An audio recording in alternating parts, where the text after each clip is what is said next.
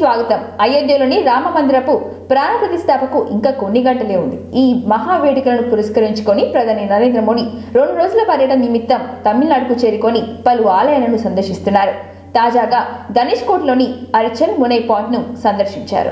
ఇది రామసేతు నిర్మించిన ప్రదేశంగా ప్రసిద్ధికెక్కింది. ఆ తర్వాత ప్రధాని అక్కడి నుంచి యోగా కూడా చేశారు.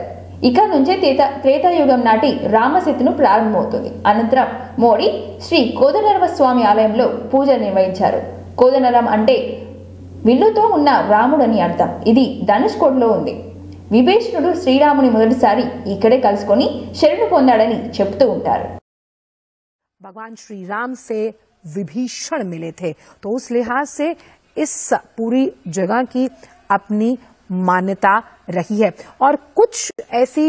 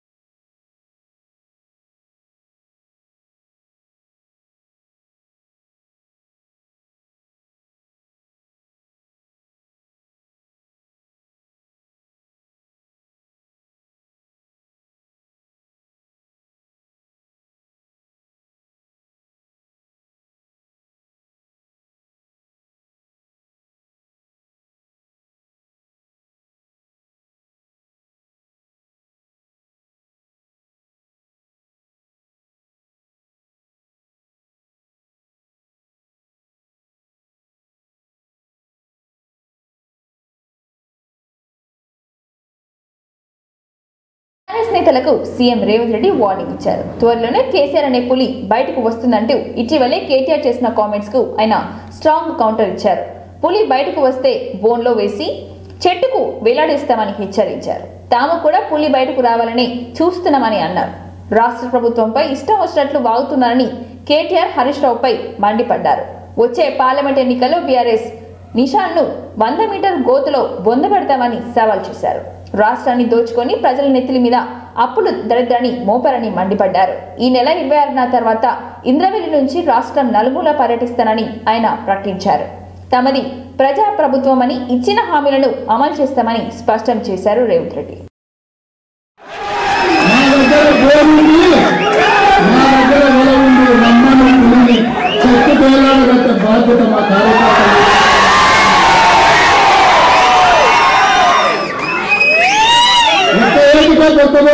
అందరూ వచ్చి కార్యకర్తల శక్తి ఇప్పటికైనా మీకు అర్థం కావాలి. ఆ అహంకారం ఉంది, ఆ బలుపోయింది, ఆ మాటలేదు, ఇంకా కూడా దిగినట్టు లేదు.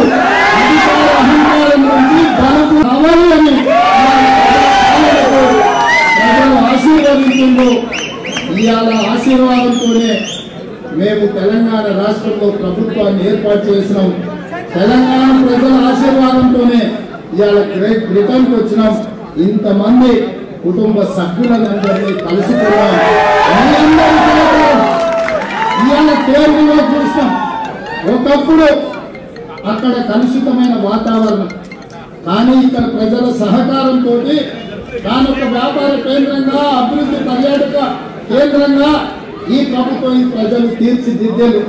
అందుకే ఈరోజు నా ప్రజలకు, తెలంగాణ ప్రజలకు మూసి రివర్ ఏదైతే ఉందో ఈ రోజు కాలుష్యంతో మూసి మొత్తము మురికి కూపంగా మారి, అందుకే ఈరోజు పోటీ పడి మోర్ మూసి 2024 అనే ప్రాజెక్టు తోటి ఈరోజు అమలు చేయాలని హైదరాబాద్ నగరాన్ని ప్రపంచ నగరాలతో పోటీ పడే విధంగా అభివృద్ధి వైపు నడిపించాలని 55 కిలోమీటర్ల రాబోయే 36 నెలలలో ఈ రోజు మీ దగ్గర ఉన్న తేజ్ రివర్ లాంటి రివర్ ని, మూసి రివర్ ని ప్రపంచంలో ప్రతి పర్యాటకుడు హైదరాబాద్ నగరానికి రాష్ట్రాల అవసరాలకు అనుగుణంగా త్రిపుల్ అలైన్మెంట్ ఉండాలని డిప్యూటీ సీఎం ఆర్థిక మంత్రి బట్టి విక్రమార్క అన్నారు. ప్రజలకు జవాబుదారీగా పారదర్శకంగా క్రమ పద్ధతిలో అలైన్మెంట్ రూపొందించాలని అధికారులకు సూచించారు. సెక్రటరియట్లో 2024-25 బడ్జెట్ మీటింగ్ లో భాగంగా R&B రైల్వే సినిమాటోగ్రఫీ బడ్జెట్ పై మంత్రి కోమటిరెడ్డి వెంకటరెడ్డితో కలిసి రివ్యూ చేశారు. బడ్జెట్ తో R&Bకి ప్రయారిటీ ఇచ్చిన నిధులు కేటాయిస్తామని బట్టి తెలిపారు. రాష్ట్రంలో పెండింగ్ లో ఉన్న రోడ్ల నిర్మాణాల గురించి మంత్రులు అడిగిన ప్రశ్నలకు అధికారులు పవర్ పాయింట్ ప్రెజెంటేషన్ ఇచ్చారు. RRR భూసేకరణకు బడ్జెట్ లో నిధులు కేటాయించాలని నల్గొండ, హైదరాబాద్ లో సెక్రటరియట్ల నిర్మాణాలు చేపట్టేందుకే రాష్ట్రంలో ROBలు, RUBలు, VUB బ్రిడ్జ్ల నిర్మాణానికి రాష్ట్రం నుంచి ఇవ్వాల్సిన నిధులు కేటాయించాలని, నక్సల్స్ ప్రభావిత ప్రాంతాల్లో రోడ్ నెట్వర్క్ పెంచేందుకే అవసరమైన ఫండ్స్ ఇవ్వాలని ఆఫీసర్లు చేసిన ప్రతిపాదనలు డిప్యూటీ సీఎం పరిశీలించారు.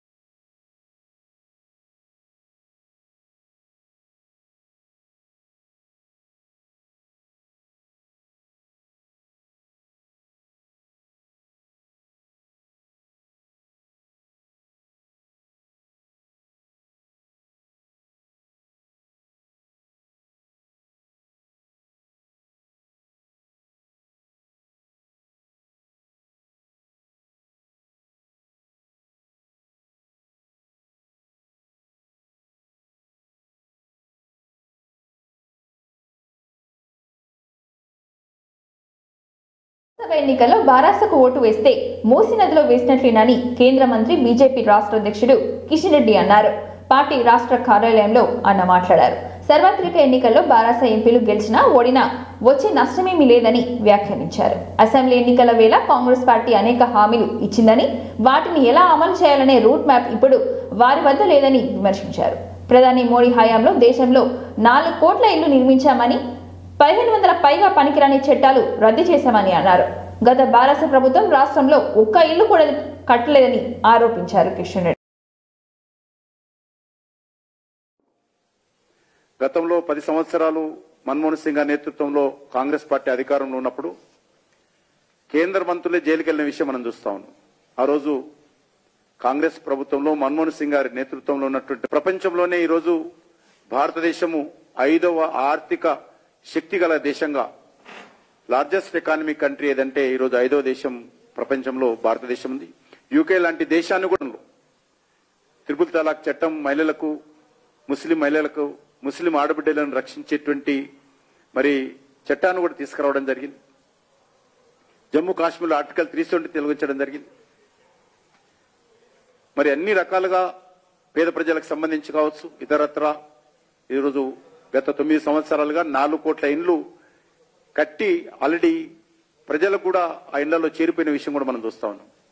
కానీ దురదృష్టము ఈరోజు గత 9-10 సంవత్సరాలుగా మన రాష్ట్రంలో ఉన్నటువంటి బీఆర్ఎస్ ప్రభుత్వము ఒక పేదవాడు కూడా ఇల్లు ఇవ్వలేనటువంటి పరిస్థితి. పూర్తిగా టీఆర్ఎస్ ప్రభుత్వం ఏ రకంగా అవినీతి అయిందో మనం చూస్తా ఉన్నాం. ఒక కుటుంబం చేతిలో తెలంగాణ అంతా బందీ పెట్టుకుని ఈరోజు రాష్ట్రాన్ని అప్పుల పాలు చేయడం జరిగింది. మరి ఈరోజు వచ్చినటువంటి కాంగ్రెస్ పార్టీ కూడా అనేక రకాల హామీలు ఇచ్చింది. ఈ హామీలు ఏ రకంగా అమలు చేస్తుందో ఈరోజు ఒక గందరగోళమైనటువంటి పరిస్థితుల్లో తెలంగాణ రాష్ట్రంలో కాంగ్రెస్ పార్టీ ఉంది. వాళ్ళకు ఒక రోడ్ మ్యాప్ లేదు. ఏ రకంగా ఈరోజు ఈ దేశంలో ఉన్నటువంటి పరిస్థితుల్లో, రాష్ట్రంలో ఉన్నటువంటి పరిస్థితుల్లో, తెలంగాణ రాష్ట్రంలో వాళ్ళు ఇచ్చినటువంటి 6 గ్యారంటీలు ఎక్కడ అమలు చేస్తారు, ఏ రకంగా అమలు చేస్తారు, ఎప్పుడు అమలు చేస్తారు, వాళ్ళకే తెలియనటువంటి పరిస్థితుల్లో ఉన్నారు వాళ్ళు. అయినప్పటికీ కూడా మనము కొంత గడువు ఇవ్వాలని చెప్పి ఆలోచన చేస్తా ఉన్నాం. కరెంటు బిల్లులు కట్టొద్దు, బ్యాంకులకు అప్పులు కట్టొద్దు, ఏది అన్ని వస్తే ఫ్రీ అవుతాయి అని చెప్పారు. మరి 6 నెలల నుంచి ఎదురు చూస్తున్నారు. వాళ్ళ కాంగ్రెస్ పార్టీ ప్రచారం మొదలుపెట్టినప్పటి నుంచి అప్పులు ఎప్పుడు మాఫ్ అవుతాయి, కరెంటు బిల్లు ఎప్పుడు ఫ్రీ వస్తుంది, ఇవన్నీ కూడా అనేక రకాలుగా చెప్పారు. కానీ టీఆర్ఎస్ అధికారంలో ఉన్నప్పుడే వాళ్ళ హామీలు అమలు చేయకనే ఆ ప్రభుత్వం చెతికిలబడిపోయి ప్రజల్లో వ్యతిరేకత వచ్చింది. జీతాలు ఇవ్వలేనటువంటి పరిస్థితిలో ఉండేది బీఆర్ఎస్ ప్రభుత్వం. మరి ఈరోజు ఇంకా అదనంగా మరొక 6 గ్యారెంటీల పేరుతో ఈ రాష్ట్రంలో ప్రజలకు ఏ రకంగా మేలు చేస్తారు, రాష్ట్ర ఆర్థిక శక్తి వ్యవస్థను ఏ రకంగా ముందుకు తీసుకెళ్తారు, ఈ రాష్ట్రంలో ప్రజలకు ఇచ్చినటువంటి ఏ రకంగా అమలు చేస్తారు, ఈ రాష్ట్రంలో ఉన్నటువంటి ప్రాజెక్టులు ఏ రకంగా ముందుకు తీసుకెళ్తారో ఈరోజు కాంగ్రెస్ పార్టీ చెప్పలేనటువంటి పరిస్థితులు ఉన్నది. కాబట్టి ఈ పరిస్థితుల్లో ఈరోజు మరి ఎన్నికల్లో మనం ముందుకెళ్తా ఉన్నాం. ఈ రాష్ట్రానికి సంబంధించినంత వరకు ఇక్కడ బీఆర్ఎస్ పార్టీ యొక్క అవసరం లేదు. ఏ ఒక్క ఓటు ఒక ఎంపీ ఎలక్షన్స్ లో బీఆర్ఎస్ కేసినా కూడా అది మూసిలో వేసినట్టే, ఉపయోగం ఉండదు. ఒక ఎంపీ గెలిచినా వాళ్ళు ఢిల్లీలో వచ్చి వేసేదేం లేదు. వాళ్ళు లేకున్నా కూడా తెలంగాణకు వచ్చే నష్టం కూడా లేదు. ఒక బీఆర్ఎస్ ఎంపీ లేకున్నా తెలంగాణ రాష్ట్రానికి వచ్చే నష్టం లేదు. ఒక బీఆర్ఎస్ ఎంపీ గెలిచినా తెలంగాణకు వచ్చే లాభం లేదు.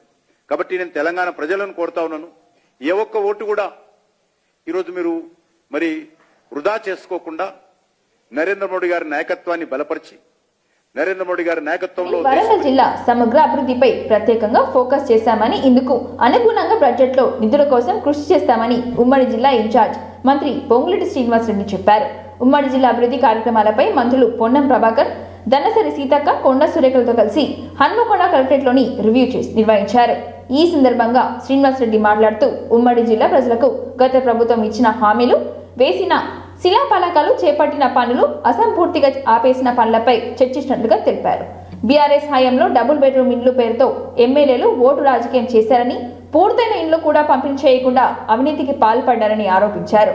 ప్రస్తుతం పూర్తయిన ఇండ్లను పంపిణీ చేయడమే కాకుండా కొత్తగా ఇందిరమ్మ ఇండ్లు కట్టిస్తామని చెప్పారు.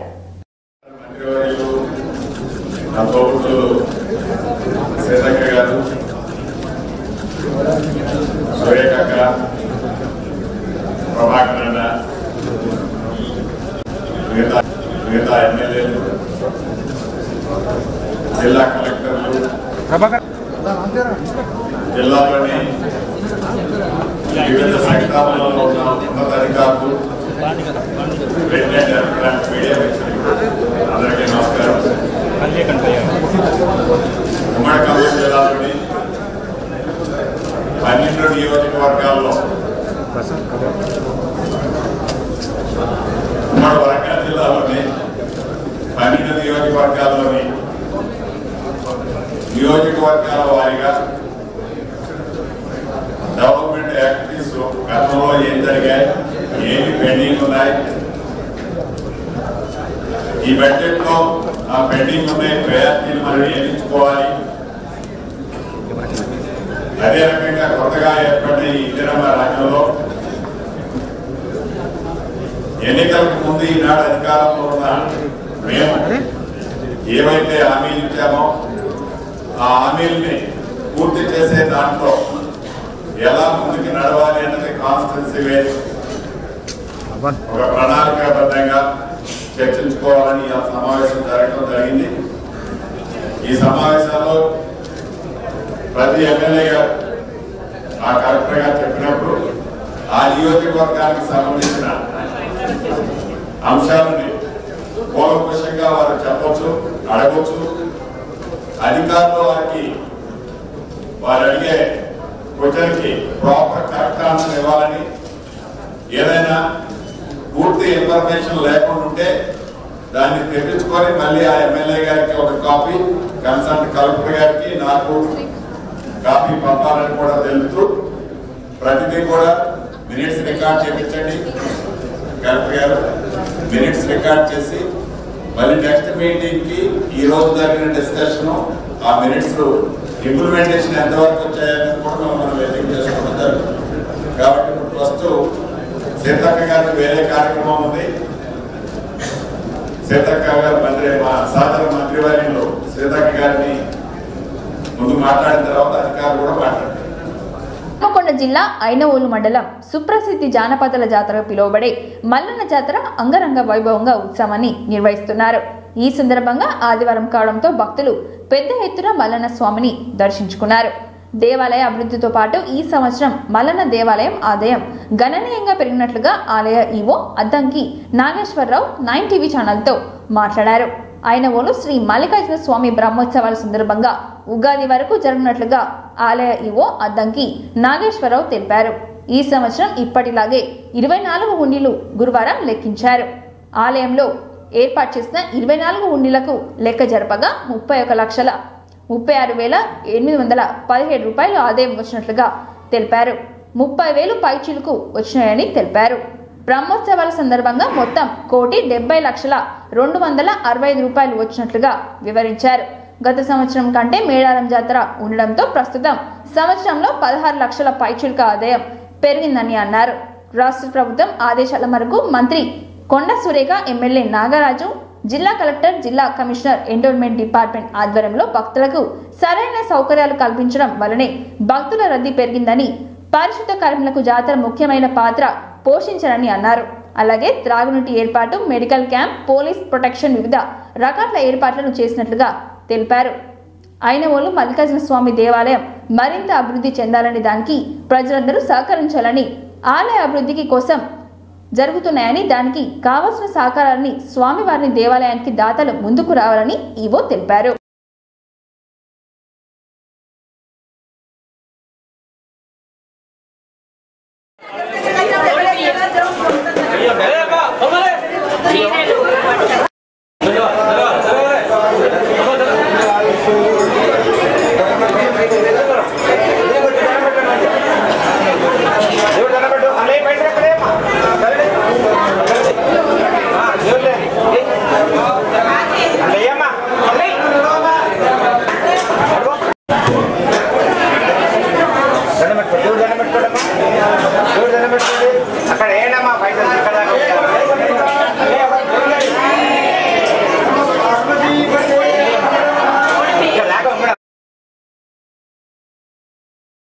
శ్రీ మల్లికార్జున స్వామి బ్రహ్మోత్సవాలు మనకు సంక్రాంతి నుంచి ఉగాది వరకు జరుగుతాయి. 3 మాసాల ఈ బ్రహ్మోత్సవాలు.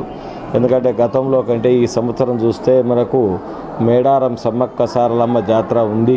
దాన్ని దృష్టిలో పెట్టుకొనే మేము భక్తజనులు కూడా ఎక్కువ విపరీతంగా రావడం జరుగుతుంది. అన్నీ కూడా ఏర్పాట్లు చేయడం జరిగింది.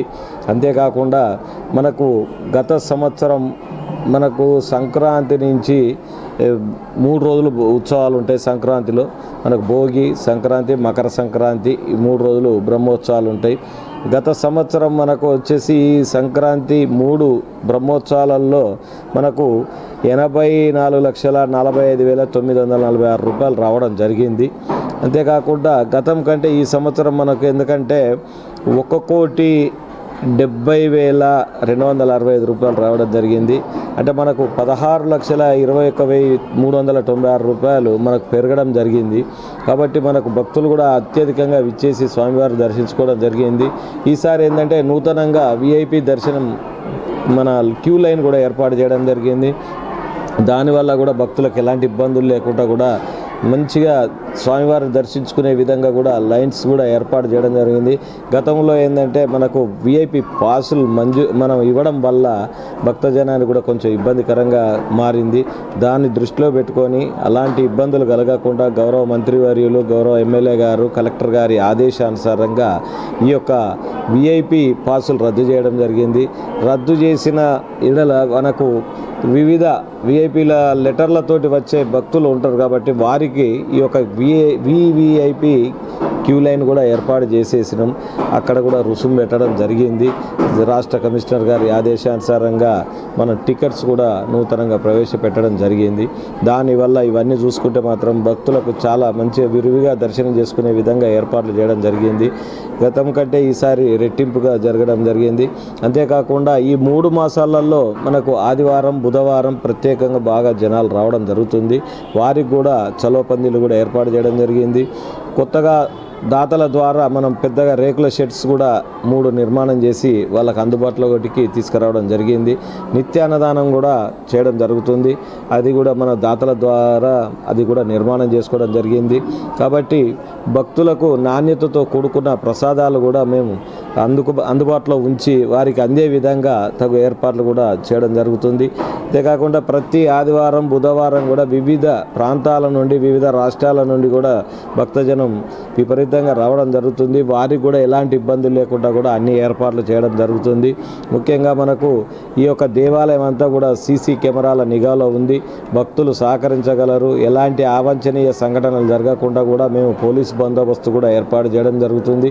కాబట్టి శానిటేషన్ మీద కూడా ఇంకా ప్రత్యేకంగా దృష్టి పెట్టడం జరిగింది. శానిటేషన్ కార్మికుల్ని కూడా మేము ప్రత్యేకంగా ఒక 100 మందిని కూడా దేవాలయం తరపున ఎంగేజ్ చేసుకొని వివిధ వారాలలో కూడా ఎలాంటి ఇబ్బందులు లేకుండా కూడా అన్ని ఏర్పాట్లు లిక్కర్ స్కామ్ లో ఎమ్మెల్సీ కవితకు శిక్ష పడడం ఖాయమని నిజామాబాద్ ఎంపీ అరవింద్ అన్నారు. ఈ కేసు నుంచి తప్పించుకునేందుకే అనారోగ్య సమస్యలను సాకుగా చూపించి విదేశాలకు పారిపోయేందుకే ఆమె ప్లాన్ చేస్తున్నారని ఆరోపించారు. ఏళ్లుగా కొనసాగుతున్న అయోధ్య సమస్యలకు బీజేపీ ప్రభుత్వం పరిష్కారం చూపిందని గుర్తు చేశారు. కాగా అభివృద్ధిని రాజకీయాలతో ముడిపెట్టవద్దని అరవింద్ సూచించారు. బోధాన్ మండలం అమదాపూర్ గ్రామంలో వికసిత్ భారత్ ప్రోగ్రాంలో బీఆర్ఎస్ పార్టీకి చెందిన సుదర్శన్ గ్రామ సమస్యలు చెప్పి ఎంపీ ఫండ్స్ ఇవ్వాలని కోరారు. 10 ఏళ్ల బీఆర్ఎస్ ప్రభుత్వంలో ఆ పనిని ఎందుకు చేయించుకోలేదని, ఎంపీ నిధుల కోసం ఇప్పటిదాకా తన వద్దకు ఎందుకు రాలేదని ఎంపీ ఎదురు ప్రశ్నించారు. ఎమ్మెల్యే సుదర్శన్ రెడ్డితో ఆ గ్రామానికి నిధులు ఇప్పిస్తానని హామీ ఇచ్చారు. అగ్రికల్చర్ ఆఫీసర్లు ఇక్కడనే ఉన్నారు, మీరు నమోదు చేసుకోవాల్సిందిగా కోరుతున్నాం. ఇక ఇవాళ రేపు అఘాయిత్యాలు జరుగుతున్నాయి, ప్రాణాలు యాక్సిడెంటల్ చేసిందా అండి? ఇక్కడ ఈ గ్రామంలో చేసిందా? ఎన్నున్నాయి అకౌంట్స్ ఇవి? ఈ డ్రోన్ తోటి వ్యవసాయం చేయనీకే, యూరియా వేయనీకే, మందు చల్లనీకే గ్రామంలో ఉన్న యువకులకు ఇప్పిస్తారు. ఇవి మన గ్రూపులకు ఇస్తారు. కలిపి 4,500 2 వాట్సాప్ సంచులు పెన్షన్ నరేంద్ర మోడీ గారు ఇస్తారు. 18 సంవత్సరాల నుంచి 40 సంవత్సరాలలో ఉన్న వాళ్ళు ఇప్పుడు దయచేసి కిసాన్ మాన్ధన్ యోజన కింద నమోదు చేసుకోండి. కేవలం 50 రూపాయల నుంచి మొదలవుతుంది. మన వయసును బట్టి సరే. సో రాలేదా? ఎందుకు రాలే కూడా చెప్తా మీకు. ఈయన చెప్తా, మీడియా ఈయన ఒక్క ఈయనది ప్రభుత్వం మారింది కదా, ఓళ్ళ ప్రభుత్వం వస్తే అలా సకదరమైన ముఖాలు పెట్టుకోవాలని ఉంటారు వాళ్ళకి. ఇంతకుముందు కేసీఆర్ ముఖం ఉండే ముఖ్యమంత్రి ఎవరికి ఇబ్బంది లేకుండే పాస్ అయిపోయింది. ఇప్పుడు కాంగ్రెస్ వాళ్ళు రాజీవ్ గాంధీ బొమ్మ పెడతారట. పూర్వ ప్రధానమంత్రి రాజీవ్ గాంధీ, ఎందుకంటే నరేంద్ర మోడీ గారి ఆయుష్మాన్ భారత్ పథకం, రాజీవ్ గాంధీ గారి బొమ్మ పర్మిషన్ వచ్చినాక మీరు పెట్టుకోండి, మాకేం అభ్యంతరం లేదు.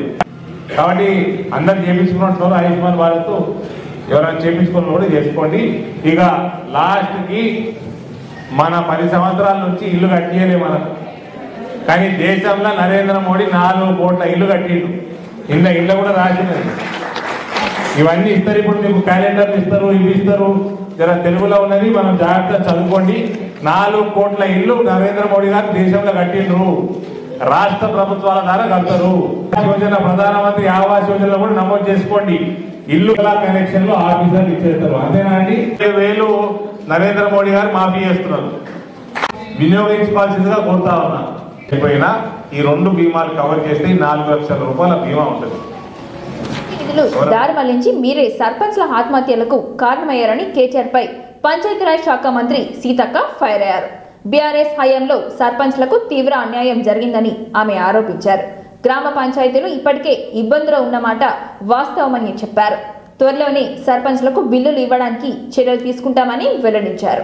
ఆమె హన్మకొండ కలెక్టరేట్లోని మీడియాతో మాట్లాడారు. గ్రామ పంచాయతీల బిల్స్ గురించి కేబినెట్లో చర్చించి నిధులు విడుదల చేస్తామని హామీ ఇచ్చారు. సర్పంచ్ సమస్యలపై తాము అసెంబ్లీలో అనేక సార్లు ప్రస్తావించామని గుర్తు చేశారు.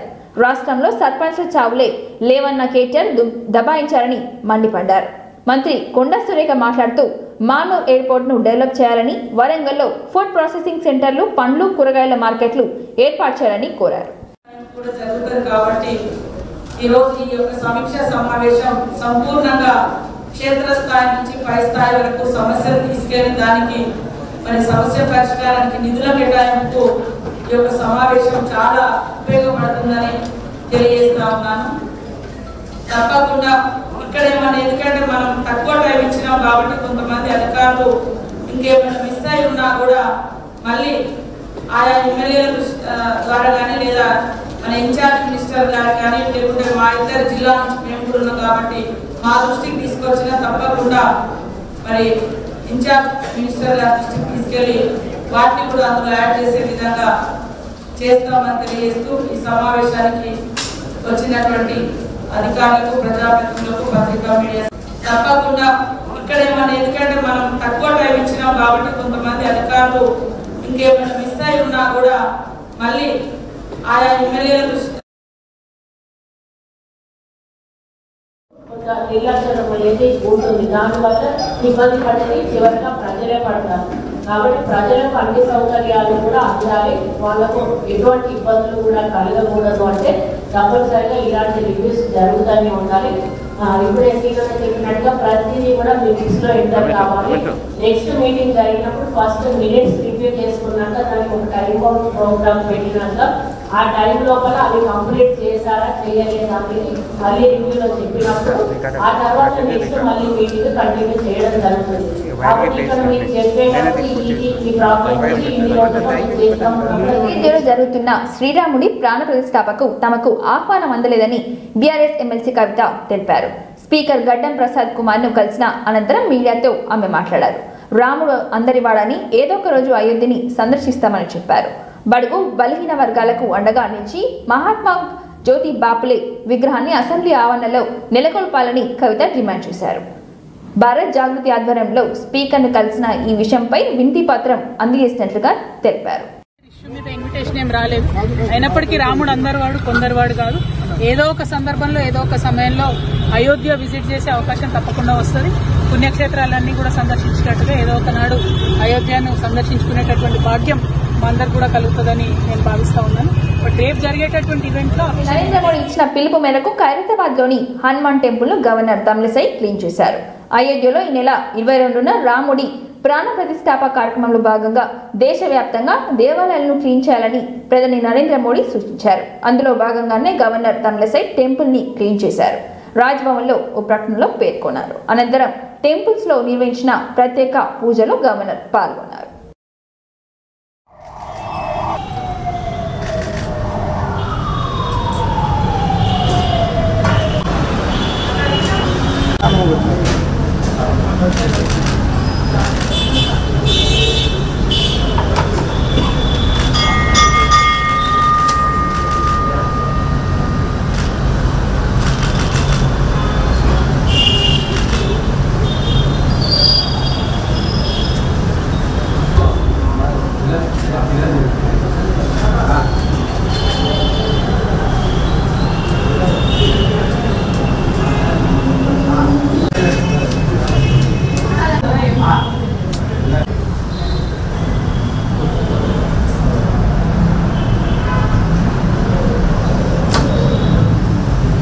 ఏపీ మాజీ సీఎం చంద్రబాబు సీఎం జగన్ అప్పుల ఊబిలోకి నెట్టేశారని విమర్శించారు.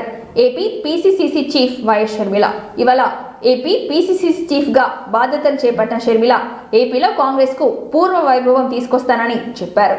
ఈ సందర్భంగా జగన్ ప్రభుత్వంపై విరుచుకుపడ్డారు ఆమె. జగన్ 3 లక్షల కోట్ల అప్పులు చేశారని, ఏపీపై 10 లక్షల కోట్ల అప్పుల భారం ఉందని అన్నారు. భూతత్వంలో చూసినా ఏపీ అభివృద్ధి కనిపించడం లేదని విమర్శించారు. ఏపీ పాలకులు 10 ఏళ్లైనా ఏపీకి ప్రత్యేక హోదా తీసుకురాలేకపోయారని ధ్వజమెత్తారు వైఎస్ షర్మిల. ఒక్క పారిశ్రామిక కూడా ఏపీకి రాలేదని, పిల్లలకు ఉద్యోగాలు రాలేదని చెప్పారు. కనీసం ప్రభుత్వ ఉద్యోగులకు టైంకి జీతాలు ఇవ్వలేని పరిస్థితి ఉందని అన్నారు. ఎక్కడ చూసినా దోచుకోవడం అని ఆరోపించారు. ఎక్కడ చూసినా లిక్కర్ మైనింగ్ మాఫియా రాజ్యం వెళ్తుందని అన్నారు. అమరావతి పేరుతో చంద్రబాబు గ్రాఫిక్స్ చూపించారని ధ్వజమెత్తారు షర్మిల. వైసీపీ 3 రాజధానులంటూ ఒక్క రాజధాని కూడా కట్టలేదని మండిపడ్డారు.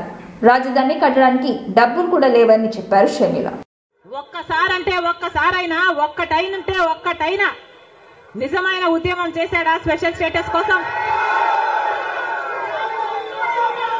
స్వలాభం కోసం ప్రతిపక్షమైనా ఒక్కటంటే ఒక్క నిజమైన ఉద్యమం చేసింది లేదు. ఈ రోజు మనకు స్పెషల్ స్టేటస్ లేదు అంటే ఆ పాపం ముమ్మాటికి చంద్రబాబు గారిది, మాటికి జగన్ రెడ్డి గారిది. స్వలాభం కోసం ఇద్దరు ప్రజల ప్రయోజనాలను తాకట్టు పెట్టారు. సింగపూర్ చేస్తానన్నాడు. 3D గ్రాఫిక్స్ మొత్తం గుర్తుందా? 3D గ్రాఫిక్స్ చూపించాడు చంద్రబాబు గారు. పోనీ అమరావతి రాజధాని అయిందా అంటే అది కాలేదు. జగన్ రెడ్డి గారు వచ్చారు. 1 కాదు 3 రాజధానిలు అన్నారు. పోనీ 3 రాజధానిలు అయ్యాయా అంటే 1 కూడా లేదు. ఈరోజు మనకు రాజధాని ఏది అంటే ఏదో మనకే అర్థం కాని పరిస్థితి. 1 ఉందా అంటే ఏదీ లేదు. 1 కూడా లేదు. మరి ఏమి సాధించుకున్నట్టు? పోలవరం ప్రాజెక్ట్ రాజశేఖర్ రెడ్డి గారు ముఖ్యమంత్రిగా ఉండగా చంద్రబాబు గారు పోలవరాన్ని తాకట్టు పెట్టారు బీజేపీ దోస్తీ కోసము. ఇటు జగన్ రెడ్డి గారు బీజేపీతో దోస్తీ కోసం పోలవరాన్ని తాకట్టు పెట్టారు. రూపాయల నోట్లపై శ్రీరాముని ఫోటో ముద్రించాలని ఎమ్మెల్యే రాజాసింగ్ అన్నారు. మహారాష్ట్ర శంబాజీపూర్లోని జరిగిన ఓ కార్యక్రమంలో ఆయన పాల్గొని మాట్లాడారు. ఇప్పటికే అమెరికా, థాయిలాండ్, యూరోప్, ఇండోనేషియా దేశాల్లో కరెన్సీపై మన దేవుళ్ల ఫోటోలను ముద్రించి చెలామణిలో ఉంచారని తెలిపారు. 500 రూపాయల నోట్లపై రాముని ఫోటో ముద్రించాలనేది 100 కోట్ల మంది హిందువుల డిమాండ్ అని ఆయన చెప్పారు.